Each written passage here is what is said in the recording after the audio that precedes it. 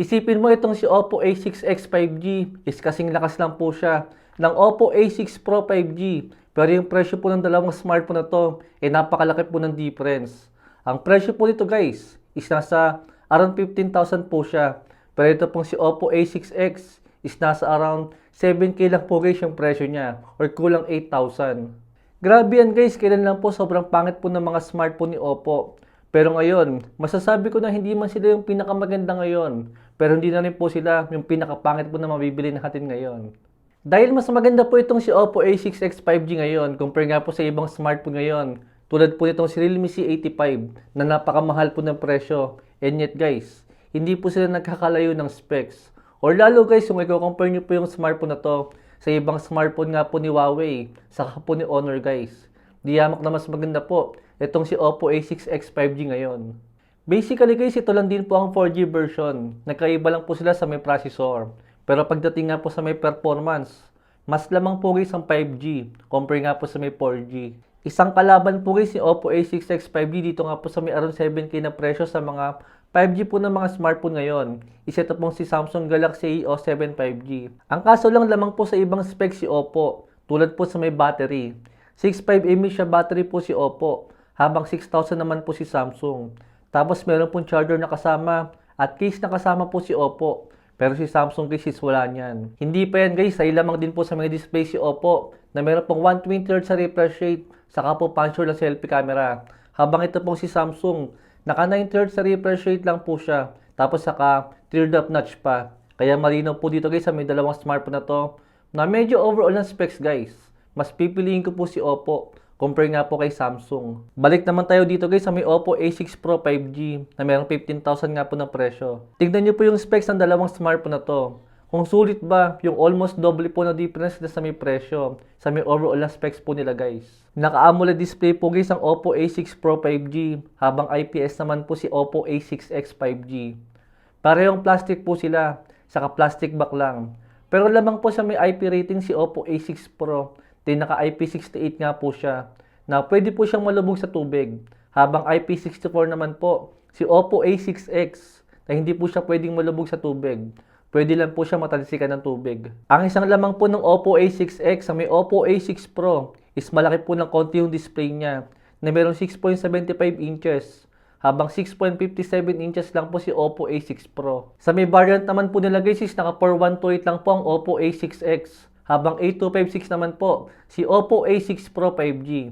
Tapos sa may camera nila guys, same lang po sila na merong 50 megapixel po na main camera. Then dito po sa may front selfie camera nila, naka 5 megapixel lang po ang Oppo A6X. Habang 16 megapixel yung Oppo A6 Pro. Then sa may battery nga po guys, hindi po sila nagkakalayo dito. 6.5 mAh siya battery po ang Oppo A6X. Habang 7,000 mAh siya battery ang Oppo A6 Pro 5G. To be honest guys, kung titignan nyo pong maigi yung specs po ng dalawang smartphone na to, para po sa may 7,000 pesos po na difference sila, ang nakakainis lang po dito talaga guys, is yung processor po nila. Dahil yung pinakamahinang MediaTek po na processor, yung nilagay po ni Oppo sa may 15,000 nga po na smartphone nila. Then ganun nga rin po dito guys sa pinakamurang 5G na smartphone ni Oppo rin. Kaya technically, magkasing lakas lang po sila. Kumbaga nagkaiba lang po sa majority po ng mga specs. Pero pagdating nga po sa performance, same lang po sila. Dahil kung 5G lang din naman guys yung mahalaga sa inyo, bakit ka pa pupunta sa may Oppo A6 Pro 5G? Kung makukuha mo rin naman yung 5G, diyan nga po sa mas murang version. Dahil kung hindi rin naman guys mahalaga sa inyo yung 5G, sayang din po yung napakamahal na presyo ng Oppo A6 Pro 5G. Mas okay pa, para sa may 15,000 na presyo, maghanap lang po tayo ng ibang smartphone. Guys, para sa akin, di na po masama itong display nga po ni Oppo. Kung Oppo smartphone lang din naman guys yung gusto natin. Lalo pat naka-punch hole din naman siya. Maganda na din kahit pa paano guys yung processor niya. Hindi nga lang siya ganun ka-optimize guys sa may Mobile Legends. Pero decent naman po yung performance niya. Dahil itong processor po nila is kasing lakas lang po yan ng Helio G200 ngayon. Kumbaga yung 5G lang po yung pinagkaiba nila. Saka still naka-single speaker nga siya. Pero si Oppo A6 Pro is naka-dual speaker na yan. Okay din po pang Call of Duty Mobile yung smartphone na to. Maganda naman guys yung gameplay natin sa may around 60 FPS na gameplay. Siguro ang isang dahilan lang kung bakit ko po aayawan yung smartphone na to is dahil naka 128 lang po yung storage niya. Dahil kung titingnan nga po tayo sa ibang smartphone brands, marami po tayong makikita ng ibang smartphone na merong 8256 na version. Pero guys, hindi po mga naka 5G yun. Kaya kung talaga nasa kulang 10k lang po yung budget nyo, kailangan nyo pong alamin guys kung ano po yung priority nyo sa isang smartphone. At doon po kayo magpo-focus. Bago po kayo mag-decide kung anong smartphone po yung hahanapin nyo.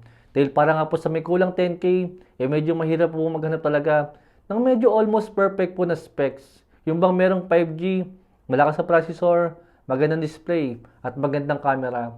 Makukuha po natin yan guys sa mga kulang 15,000. Pero sa may kulang 10k guys, medyo mahirap pa yan. Dahil kung magandang display din po guys yung hanap nyo, para nga po sa meron 7,000 din, si Infinix Hot 60 Pro Plus. Meron po siyang AMOLED curved display. Ang kaso naka 4G nga lang po siya. At nasa around 5,000 lang po yung battery. Kung malaking battery naman ang hanap nyo, si POBA 7 naman guys. Meron po siyang 7,000 mAh siya battery. Ang kaso 4G lang din. Kung camera po naman ang hanap nyo, maghanap kayo guys ng Tecno Camon 40. Baka makakita pa kayo sa meron 8K nga po na presyo. Kung malakas sa processor naman ang hanap nyo, sa meron 7,000, wala guys. Sa lumang smartphone lang po tayo makakakuha ng malakas nga po na processor. Pero kung mahalaga nga po sa inyo guys yung 5G data, yung decent nga po ng camera niya, yung magandang display kahit papano na meron pong punch-hole, saka po 120Hz. Syempre guys, malaking battery. At kahit papano po, decent din po na software. Guys, offer po yan ng Oppo A6X ngayon. Kumbaga, hindi naman siya yung pinakamagandang smartphone na makukuha natin sa meron 7,000. Pero definitely guys, hindi rin po siya yung pinakapangit na smartphone ngayon. Dito nga po sa meron 7,000 ngayon. Kaya yun lang po guys yung mabilis sa review ko. Thanks for watching.